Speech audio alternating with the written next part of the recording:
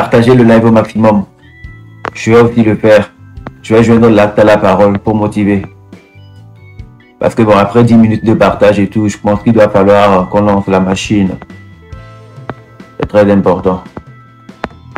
Donc partagez, nous avons encore 3 minutes de partage.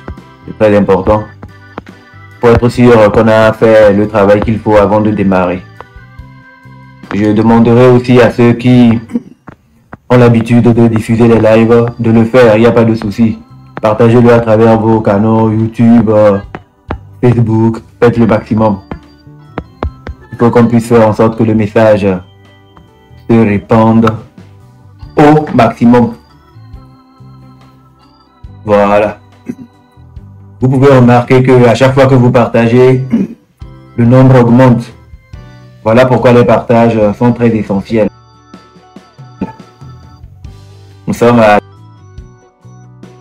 2900.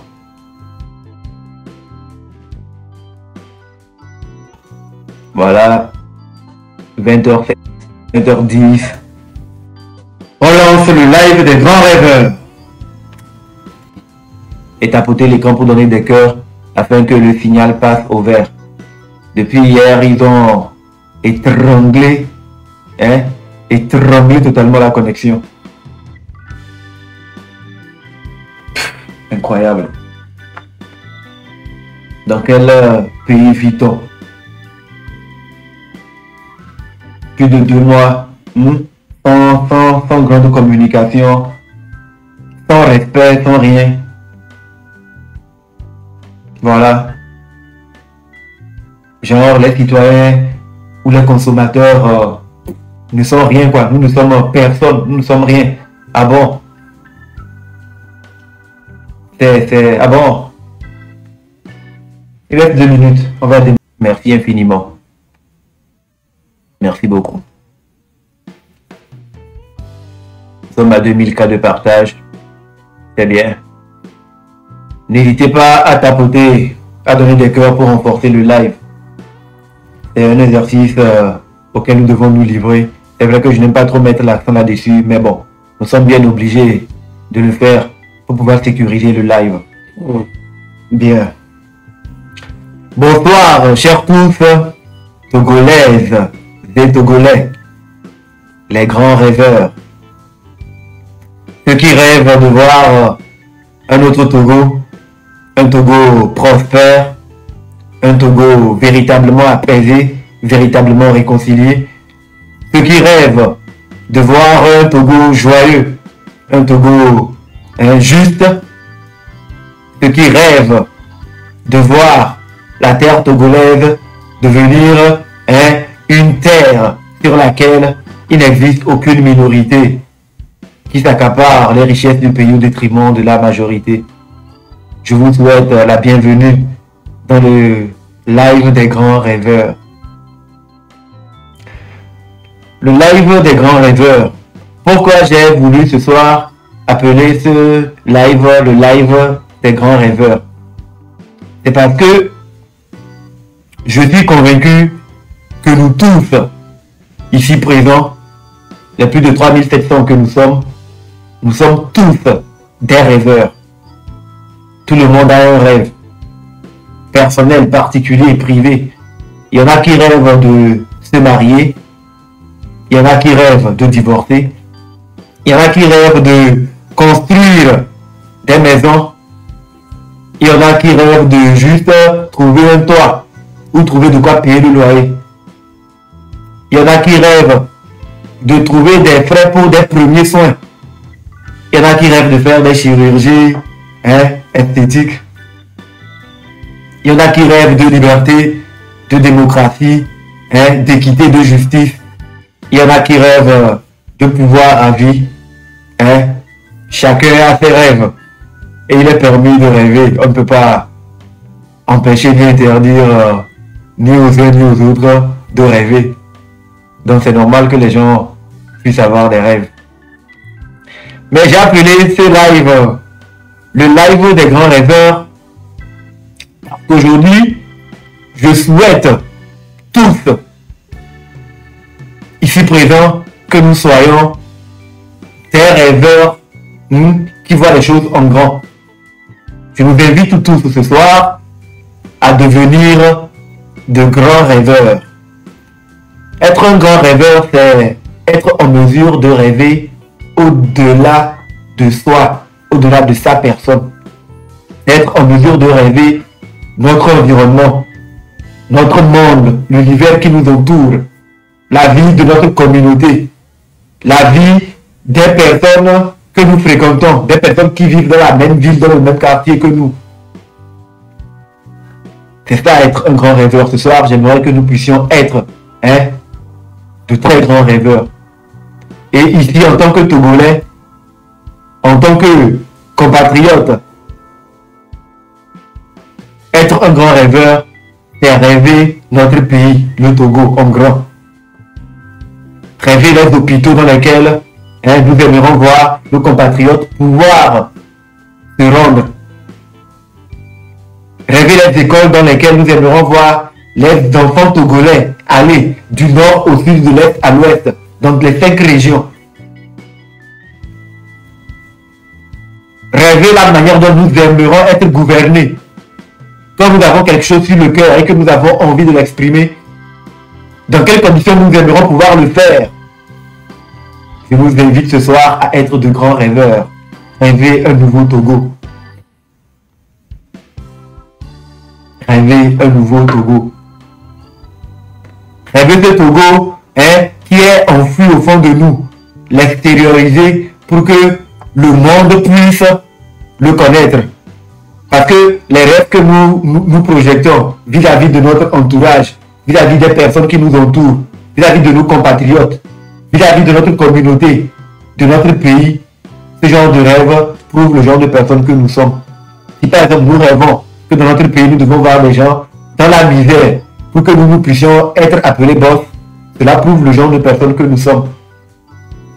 Si dans nos rêves nous avons envie de voir des écoles de référence construites partout dans le pays pour que les enfants de tous les Togolais puissent avoir accès à cela, cela prouve quel genre de personnes aussi nous sommes. Si quand bien même nous avons les moyens, nous, de nous soigner dans des cliniques ou à l'extérieur du pays, mais nous nous battons parce que dans notre rêve, nous aimerions voir des hôpitaux de référence du nord au sud, de l'est à l'ouest, pour que cela puisse profiter à tous les enfants togolais. Cela prouve quel genre de personnes nous sommes. Si pendant qu'il y a des Togolais qui sont enfermés en prison parce qu'ils sont sortis juste pour dire non, nous sommes contre la mauvaise gouvernance, pendant que d'autres sont en liberté après avoir détourné les deniers publics, et qu'il y a des gens qui sortent marcher ou qui sortent dire non, il faut libérer ces prisonniers-là, et qu'en face, il y a des gens qui se lèvent pour dire non, dans notre rêve, on veut que des personnes comme vous taissiez. Que les gens qui sont en prison là, personne ne parle d'eux, ils méritent leur sort. Cela aussi prouve quel genre de personnes nous sommes. Mais ce soir, je vous invite à être tous de grands rêveurs. Parlons de cela. Je vous avais raconté moi, mon rêve la dernière fois. Et je me suis rendu compte que beaucoup de personnes ne l'avaient pas vraiment bien compris. Alors ce soir, je vais me permettre de vous le raconter plus en détail pour que vous puissiez voir toutes les dimensions dans lesquelles mon rêve allait. Peut-être qu'il peut inspirer aussi vos rêves. Le rêve, c'est ce qui nous reste après qu'on nous ait tout volé. Le rêve, c'est ce qui nous reste et c'est à l'intérieur de nous. Personne ne peut nous ôter ni enlever nos rêves. Personne ne peut le faire. Alors je vous parlerai moi de mon rêve. Peut-être qu'il va vous inspirer vous aussi à faire d'autres rêves. Faire en sorte que la jeunesse togolaise puisse retrouver son rêve d'être togolais. Parce qu'aujourd'hui, quand bien même la jeunesse togolaise est à plus de 70% de la population, la plupart des jeunes rêvent d'ailleurs. Le rêve de la plupart des jeunes, c'est quitter le pays. Comment on peut arriver à un point où la jeunesse n'arrive pas à rêver son avenir dans son pays, alors que la jeunesse est la relève de demain? Il faut que les gens comprennent que la jeunesse va jouer un rôle central et important dans le développement de notre pays. Donc il faut redonner le rêve à la jeunesse togolaise. Il faut aussi que les personnes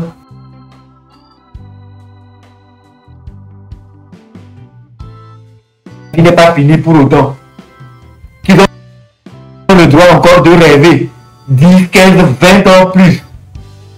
Mais comment veulent-ils vivre ces 20 ans-là? Il faut qu'ils puissent être en mesure de rêver. Donc nous avons aussi besoin les plus jeunes sachent qu'il s'agit de leur avenir. Plutôt que de penser avoir le bac ou trouver l'opportunité de quitter le pays. Quels sont les visées quitter leur pays pour aller là-bas? Quelles sont les opportunités qu'ils voient là-bas? Il faut qu'ils sachent qu'ils peuvent travailler à bâtir cela dans leur pays. Nous avons tous la souveraineté et nous pouvons emmener les États-Unis au Togo. C'est-à-dire qu'avec les ressources du pays Togo, il y a moyen de faire en sorte que le pays soit développé et créer les infrastructures, créer les conditions pour que le citoyen togolais ait les mêmes droits, les mêmes avantages que le citoyen américain, que le citoyen français, que le citoyen anglais. Quand on dit qu'on est parti copier le système parlementaire à l'extérieur, on devait copier avec toutes les composantes. Ce n'est pas sur une personne, il fallait transporter le système parlementaire. Il fallait prendre en considération les avantages des populations aussi. Et nous avons le pouvoir aujourd'hui, en tant que peuple, d'exiger, d'élever les énergies pour atteindre cela. Et tout peut partir d'un rêve. Osons rêver. Donc, je vous avais parlé de mon rêve. Je vais vous en reparler aujourd'hui en détail. Mais avant, comme je le disais, il y a des images qui circulent depuis quelques heures. Des images que j'ai eu à publier sur mes réseaux où je fais un peu le résumé de ce que j'ai eu à faire courant cette semaine. Comme vous auriez pu le remarquer, cette semaine, je n'ai pas été très actif sur les réseaux sociaux. Et pour cause, j'étais en train de faire un travail sur le terrain. Dans les images qui circulent ou dans les vidéos qui circulent, on peut me voir en compagnie de Madame Brigitte Adjamagbo. On peut me voir en compagnie de Maître Apévo. On peut me voir en compagnie de Monsieur Thomas Moussoupoé de la DMK. On peut me voir en compagnie de Monsieur Nathaniel Olympio, de Touche pas à ma constitution. On peut me voir avec on peut me voir avec le professeur Dauphin du collectif Togo Debout. Nous avons rencontré bien d'autres personnes. Il y a d'autres images que nous n'avons pas prises. Et nous sommes en traction pour pouvoir rencontrer d'autres personnes également. Voilà. Cette démarche que nous avons eu à entreprendre avait deux visées. La première, c'était pour dire merci à toutes ces personnes, ces compatriotes engagés, ces responsables de partis politiques et d'organisations de droits de l'homme et de la société civile pour leur engagement et le fait qu'ils aient eu à lever des vibrations pendant que j'avais été interpellé injustement et interné dans le royaume des dérangés à l'hôpital psychiatrique de Zébé. Donc j'ai dû faire cette action-là pour leur dire merci parce que je suis victime de torture et il faut reconnaître quand les gens font un travail sur le terrain, quand ils font un travail de fond, il faut pouvoir le leur reconnaître. En tant que responsable de partis politiques et en tant que responsable des structures de droits de l'homme et de la société civile, ils n'ont jamais manqué de lever les énergies et condamner fermement à chaque fois qu'un citoyen avait vu ses lois et ses droits plutôt être violés. À chaque fois qu'il y a eu des citoyens qui ont été torturés, ils n'ont jamais hésité à apporter leur soutien, à dénoncer et à faire ce qu'il faut dans la mesure du possible pour que les droits de tout un chacun puissent être respectés. Donc pendant que j'avais été arrêté, il faut partie des personnes, des personnalités qui se sont mobilisées pour réclamer ma libération. Donc il fallait, en suivant les bonnes manières, que je fasse la démarche, une sorte de tournée pour aller leur dire, eux tous, merci personnellement. Parce que rien ne les obligeait. Mais ils l'ont fait, j'ai pu m'en sortir. Il fallait que je puisse leur témoigner toute ma gratitude. Maintenant, dans un second temps, j'ai vu qu'ils sont sur le terrain depuis très très longtemps. Ils ont de l'expérience. Et vivant moi-même au Togo, je sais qu'il n'est pas évident et qu'il n'est pas du tout facile de faire ce qu'ils sont en train de faire, d'adopter les postures qu'ils sont en train d'adopter, de jouer le rôle qui est le leur. Parce que nous savons que nous vivons dans un espace où se taire rapporte plutôt plus que parler, dénoncer, dire la vérité. Donc, si, au-delà de tout ce qu'on peut dire, malgré toutes ces années, ils sont toujours restés avec le manteau d'opposants, je crois que c'est déjà louable. Et il faut aussi reconnaître cela. Dans cette dynamique, vu qu'aujourd'hui, on peut dire que nous poursuivons le même lièvre, à savoir l'enracinement d'un véritable état de droit sur notre terre togolaise, dans notre pays, j'ai voulu qu'on puisse discuter pour savoir dans quelle mesure on pouvait mutualiser nos énergies pour que dans l'avenir nous puissions faire des actions de façon collégiale. Donc les discussions ont été très très fructueuses. J'ai été d'abord surpris de voir l'accueil qui m'a été réservé chez toutes les personnes chez qui j'ai fait le tour. Il y avait une affinité comme si on se connaissait depuis longtemps. Et j'ai compris que là où les énergies ou les visions convergent, les énergies se rassemblent très très facilement. Aujourd'hui, nous voulons tous un Togo nouveau. Nous rêvons tous d'un Togo équitable. Nous rêvons tous d'un Togo prospère. Un Togo où il y a les richesses du pays qui sont équitablement réparties pour toutes les filles et tous les fils du pays. Donc, ça a été vraiment des rencontres super fructueuses. Et nous avons promis nous revoir incessamment afin de définir les plans d'action pour l'avenir. Parce que nous sommes engagés dans cette odyssée.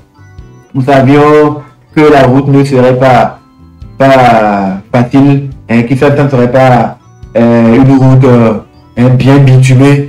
Mais non, il faudrait que nous-mêmes nous travaillions à construire tout. Il y a eu à faire beaucoup de choses par le passé.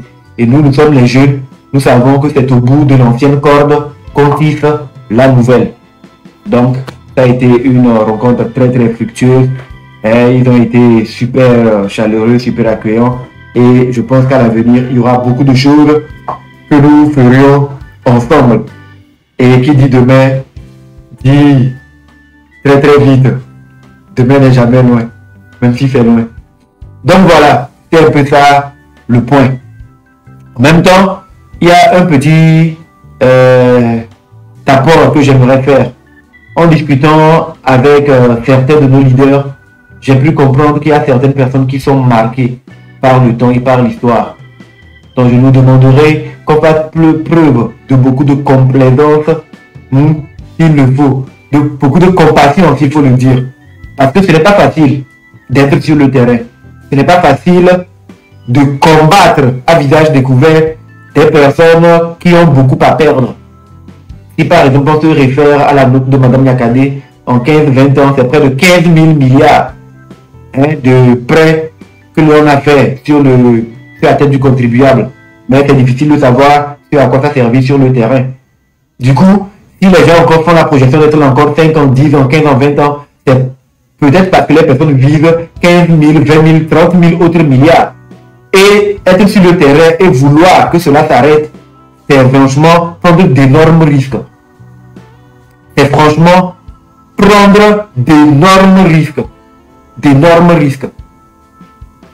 Du coup, il faut pouvoir encourager ceux qui font l'effort d'oser être contre les injustices, d'oser être contre la mauvaise gouvernance, sachant que nous sommes dans un pays où il nous suffit de nous taire pour gagner gros.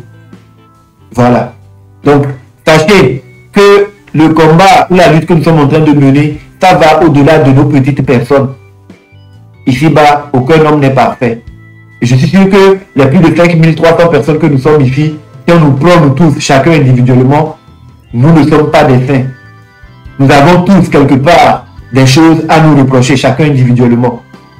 C'est pourquoi, à un moment donné, quand nous avons un même objectif, qui est celui de voir notre pays rayonner, notre pays briller, il faut que nous fassions l'effort de ne pas nous tromper d'adversaire.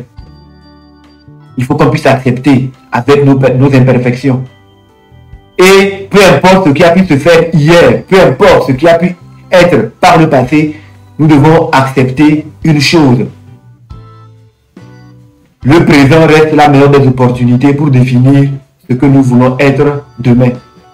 Peu importe qui nous avons pu être hier, peu importe ce que nous avons pu faire aujourd'hui, reste la meilleure des opportunités pour définir qui nous avons envie d'être demain. C'est de cela qu'il s'agit. Donc, à un moment donné, quand nous avons un objectif commun, quand nous savons c'est quoi notre problème, plutôt que de laisser la proie pour son ombre, concentrons-nous sur l'essentiel.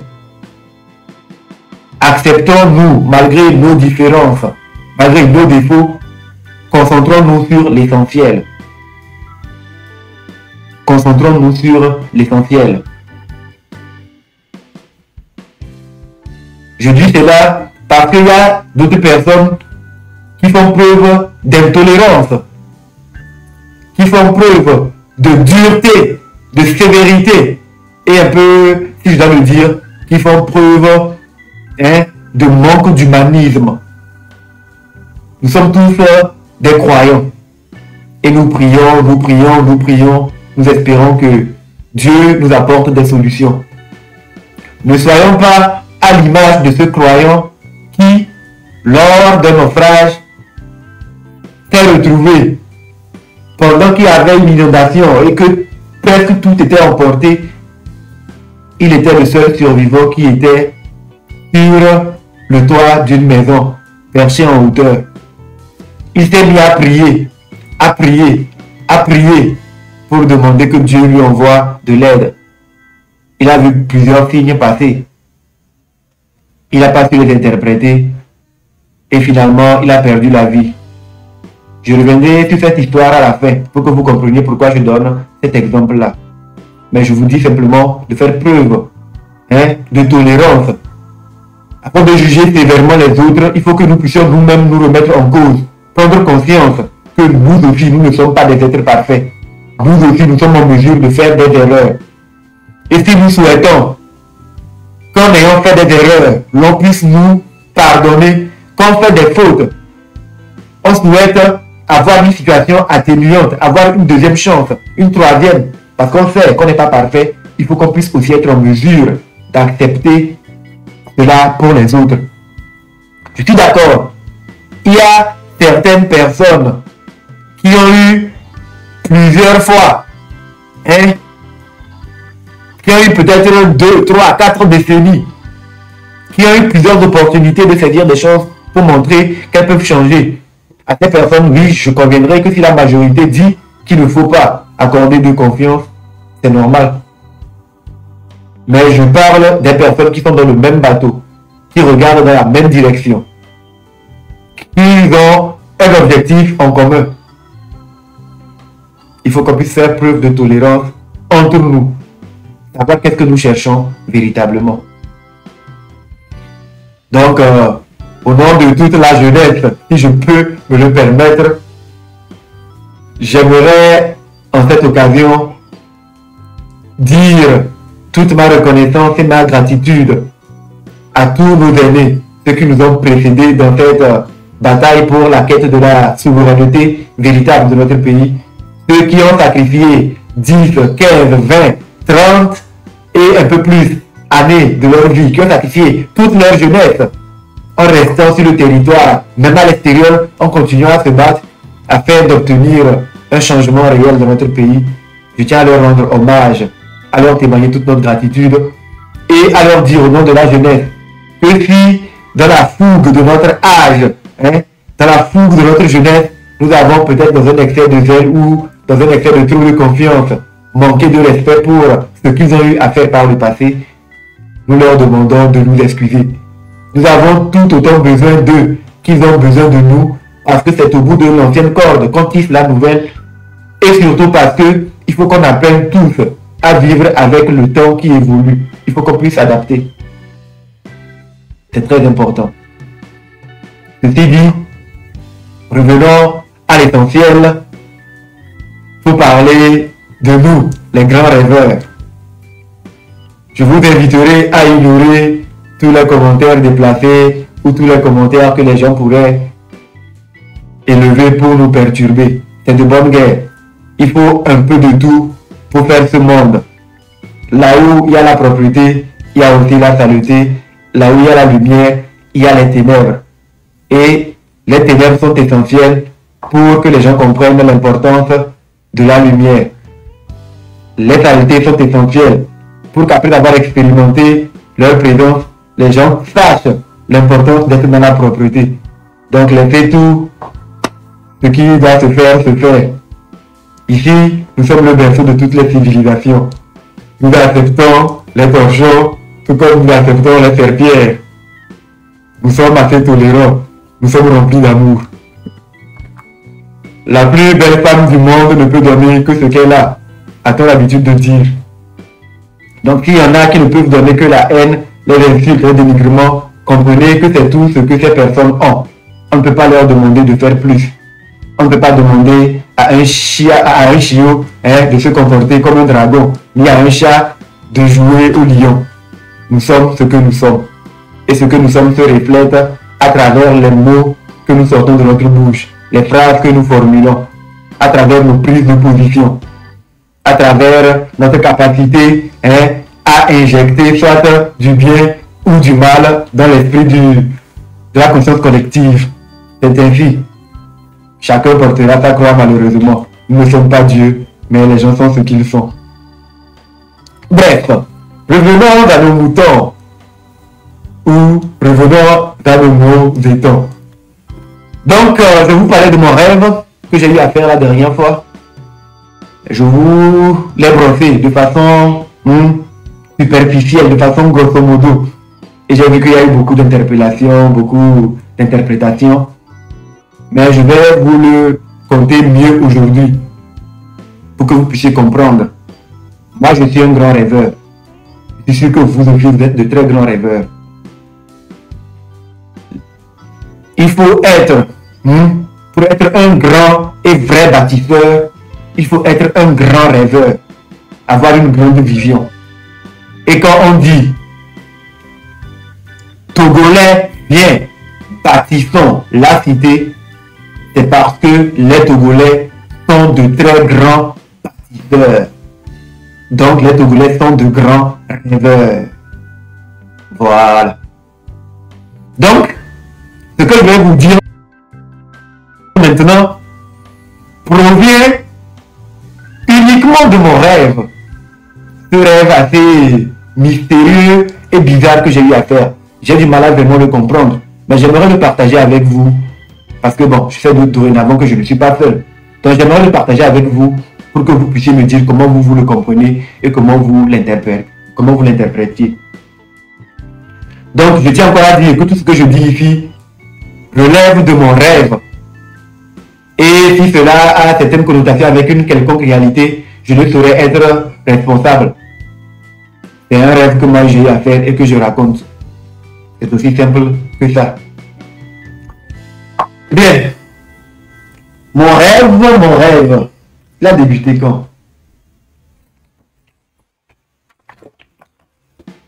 Mon rêve a débuté un samedi matin. C'était quelle date? C'était le 30. Bon, dans le rêve, c'était un samedi matin, un 30 août. Samedi 30 août au matin. Il sonnait entre 7h et 8h par là. J'étais à la maison avant cette heure-là et je me morfondais. Je dis, mais moi, je me suis mis à dénoncer les injustices.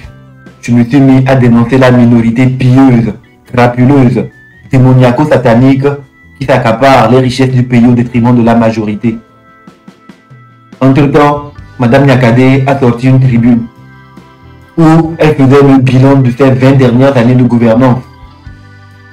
Quand j'ai vu ça et j'ai vu la gravité de ce qu'elle a dit, j'ai pété un câble. Je me suis mis à m'en prendre à la personne qu'on a désignée comme étant responsable de cette mauvaise gouvernance et l'architecte de ce système-là. Mais croyez-moi, je ne l'ai pas loupé. Même vous savez ce qui s'est passé. Et plutôt que de me convoquer pour que la justice fasse son travail normalement, des gens ont décidé de venir, c'est dans mon rêve, hein, des gens ont décidé de venir me prendre et m'arrêter, me torturer. Donc j'étais là à me plaindre parce qu'après les tortures, après tout ce qui s'est passé sur sortie, mon pied n'est pas totalement rétabli. Et je me dis, mais c'est quel Togo ça? C'est quel pays ça? Ce n'est pas normal. Normalement dans un pays qui devait être un pays de droits de l'homme, quand quelqu'un te torture alors qu'il a violé les lois, quand tu sors, tu arrives à le dénoncer publiquement, même jusqu'à aller porter plainte contre lui au tribunal militaire. Dans la minute qui suit, dans les jours qui suivent, on doit ouvrir une enquête pour mettre cette personne hors d'état de nuire parce qu'elle est un danger et représente une menace pour la sécurité nationale. Pendant que j'étais en train de me plaindre de mon pied et de cette injustice, je me suis dit non, il faut que je me lève et que je fasse une marche parce que de toute façon j'en ai besoin pour ma rééducation. Je dis si je sors, je marche. Peut-être que je suis comme magicien à la maison, personne ne pleure mon sort. Dieu et l'univers ne voient pas ce qui se passe. Donc je vais sortir et je vais marcher pour que Dieu, le soleil, les astres, tout l'univers puissent me voir que je marche parce que je suis victime de torture. Je marche parce que je suis victime de la mauvaise gouvernance. Je marche parce que les choses ne vont pas dans le pays comme ça devait aller selon moi. Je ne veux pas créer des problématiques que ce soit. Je suis une personne qui n'aime pas la violence. Donc je sortirai marcher simplement sur mon trottoir et faire un petit point. Quand je vais arriver devant une agence où je vois c'est écrit peut-être remove internet ou c'est écrit taille où il y a ça, je ne sais pas trop ce qui donne internet. Je fais des vidéos pour dénoncer le fait qu'il n'y ait pas internet. Je pensais à ce que je fais quand je suis sorti pour marcher. Je me fâchais. Pour le reste, et puis bon, je me suis levé. Je dis bon, je vais sortir pour marcher ce matin du samedi. Et je me suis levé. Je me suis habillé, mon tenue de sport légèrement. Et je suis sorti de chez moi. Je me suis mis à marcher. J'habitais à Gracier. Donc entre 7h et 8h, je me suis levé et j'ai commencé à marcher. Mais bizarrement, ce qui m'a semblé curieux, quand je suis sorti de chez moi, j'ai commencé à marcher, j'ai eu l'impression qu'il y avait des gens qui étaient à la positionner et qui attendaient que je sorte pour marcher pour qu'ils puissent marcher derrière moi. Pourquoi je dis ça? Je ne me suis pas rendu compte totalement et en même temps, dans l'immédiat. Non. Je me suis levé de chez moi et je suis sorti. Quand je suis sorti, j'ai commencé à marcher. Et pendant que je marchais dans mon cœur, je disais que je marche parce que je suis victime de la torture. Et je veux que l'univers puisse savoir que je suis contre le fait qu'il y ait des Togolais qui soient torturés comme moi. Que l'univers et Dieu puissent agir pour que cela s'arrête. C'est simplement pour ça que je marche. Je marche parce que je sais que les ressources du pays sont dilapidées, sont mal gérées. Et que si les ressources du pays étaient bien gérées, il y aurait eu des hôpitaux de référence dans mon pays. Et du nord au sud, les gens auraient pu se faire soigner. Je marche pour ça. Je marche parce qu'il y a une mauvaise gestion des recettes du pays. L'autre, c'est pas l'autre, c'est l'autre. L'autre est obligé de créer des taxes pour prendre chez des femmes, de sorte qu'elles n'arrivent pas à s'en sortir malgré les taxes qu'elles paient. Elles sont dans des marchés qui ne sont pas vraiment développés. Je le dis parce que j'ai récemment visité quelques marchés. Dans mon rêve, je disais ça. C'est pourquoi je marche. Donc je le disais. Et à quel moment je me suis rendu compte que les gens aussi sortaient. C'est comme les gens m'attendaient pour marcher. À un moment donné, quand je me suis tourné, j'ai vu qu'il y avait une longue file de personnes derrière moi. Oh! Une longue file de personnes derrière moi aussi marchaient. Et les gens marmonnaient quand ils marchaient et tout. Qu'est-ce qui se passe? C'était un samedi 30 août. Voilà! Je vais vous mentir. Dans mon rêve, ça s'est passé là. Donc je regarde et puis je les vois, je dis yo. Mais comment ils sont derrière moi comme ça? Ça veut dire quoi? J'ai eu peur. Oh! J'ai décalé de la liste. Tapotez le code s'il vous plaît pour sécuriser le live, s'il vous plaît. Tapotez, partagez le live. Allons vers 5000 partages, s'il vous plaît. Faites l'effort de sécuriser. Allons-y, tapotez au maximum. Donc, j'ai pris peur. Et je me suis décalé. Je dis, oh, mais qu'est-ce qui se passe? Et j'ai vu les gens qui étaient en ligne. J'ai pris quelqu'un au hasard. Et je lui dis, s'il vous plaît, il y a quoi? Et vous êtes en ligne derrière moi, pourquoi vous marchez? Et tous ils ont commencé à parler. Eux tous. J'ai dit, non, non, non, non, s'il vous plaît, calmez-vous. On va parler un à un. J'ai encore choisi quelqu'un au hasard. Pourquoi tu marches? Lui me dit non. Aujourd'hui, il était à la maison. Il s'est dit non. Il vit dans un pays où la justice n'est pas équitable. Il pense aux Togolais, à ses compatriotes qui sont arrêtés, qui sont enfermés en prison sans jugement, parce qu'ils ont osé manifester pour dire non à la mauvaise gouvernance, non à l'injustice, non à l'impunité. Et quand les gens sont enfermés, ils souffrent. Personne ne réagit. Pendant que ceux qui volent l'argent de l'État et sont cités dans les rapports de la Cour des comptes, dans le rapport de l'IGE, dans le rapport de l'ITE, et même qui sont mis en cause dans la tribune de Mme Nyakadé, ces personnes sont en liberté et jouissent des richesses du pays. Lui s'est dit non, ce n'est pas normal. Il rêve d'un pays différent. Il rêve d'un Togo différent. Il rêve d'un Togo où il y a plus de justice. Donc il a décidé de sortir marcher, sans créer des problèmes à qui que ce soit. Marcher et joindre son énergie à toutes les personnes qui marchent parce qu'ils rêvent d'un pays nouveau. Il marche sans violence. Donc lui, c'est pourquoi il est sorti. Parce qu'il veut que le ciel et tous les dieux de l'univers sachent qu'il y a une anomalie dans ce pays. Ils veulent marcher.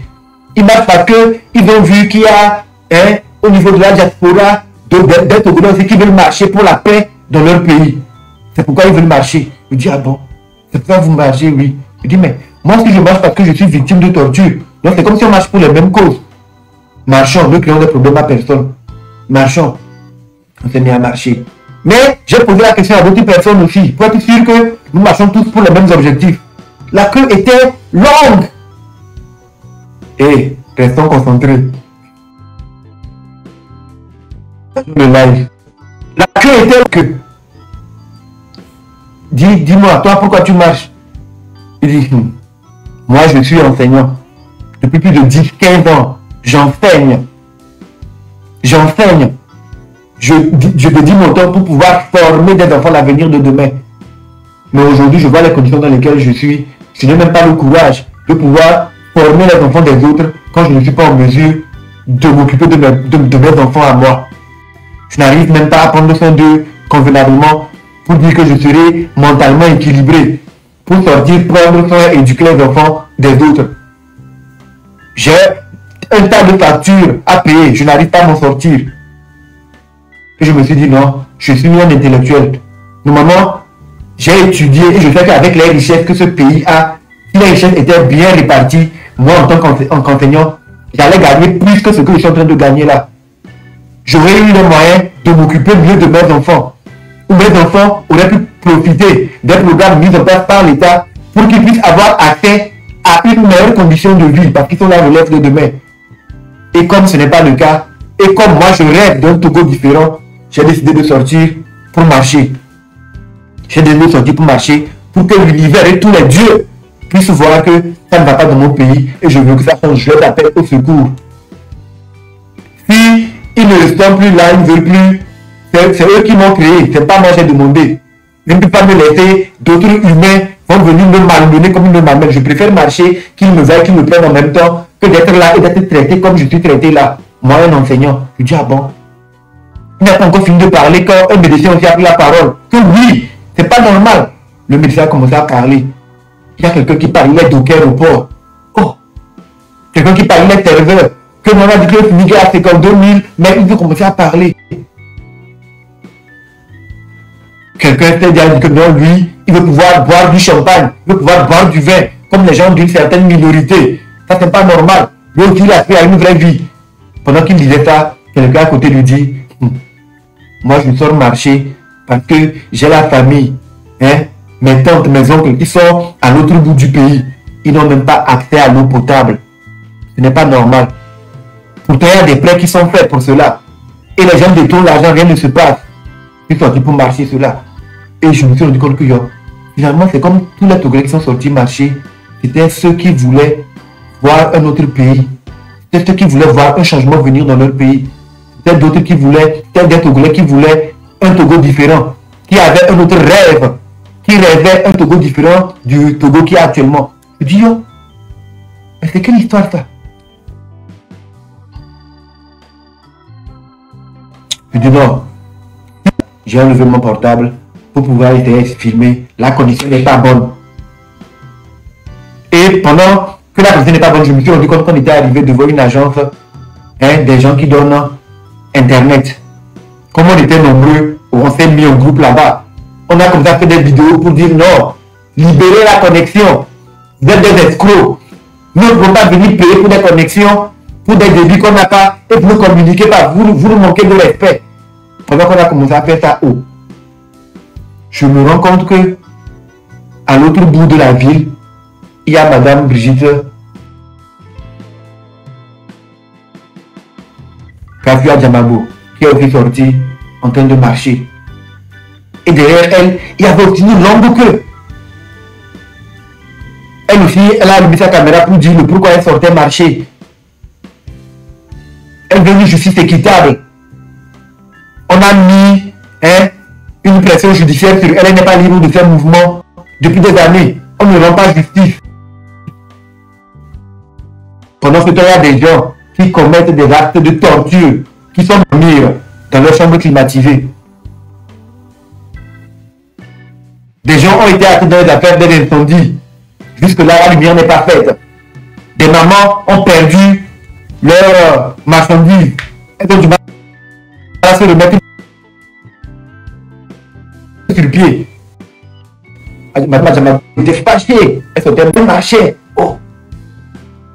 Je vais juste scroller pour voir les choses. Monsieur Jean-Pierre Fabre aussi est sorti dans son coin.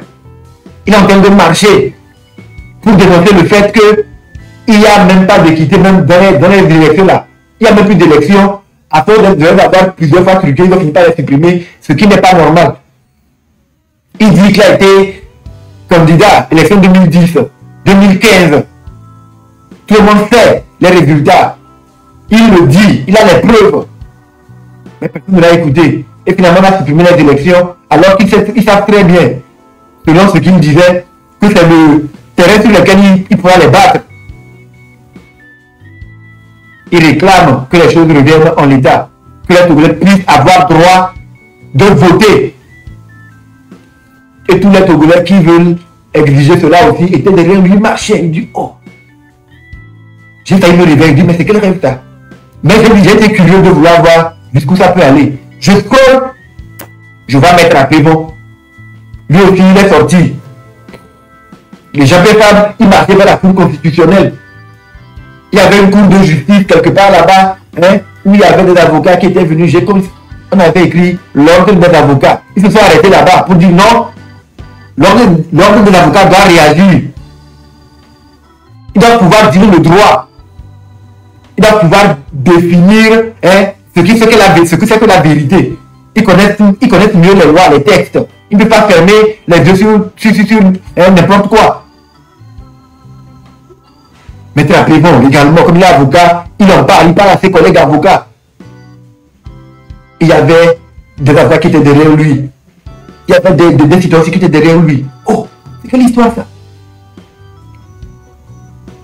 J'ai vu les gens de la DMK, quand je scrollais, je dis, oh, j'ai commencé à filmer pour que les gens voient que je traite une longue queue derrière moi. Et partout, dans la ville, il y avait de longues queues. Tous les leaders, Madame Djamabo, M. Jean-Pierre Fabre, Maître Aplévon, le professeur Dauphin, les gars de la DMK, M. Nathanaël Olympio. Oh! Je tourne.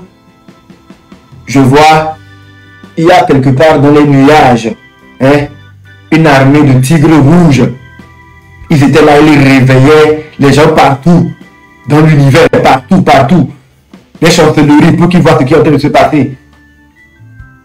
Comment les Togolais ne sont pas d'accord avec le rêve qu'on est en train de leur imposer. Pour eux, c'est un cauchemar. Ils rêvent de notre Togo.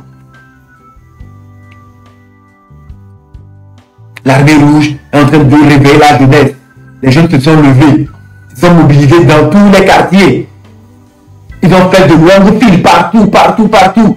Des files de 30, 40, 50 personnes, 100 personnes, 60 partout. Et quand ils arrivent, il qui avait plusieurs points de chute.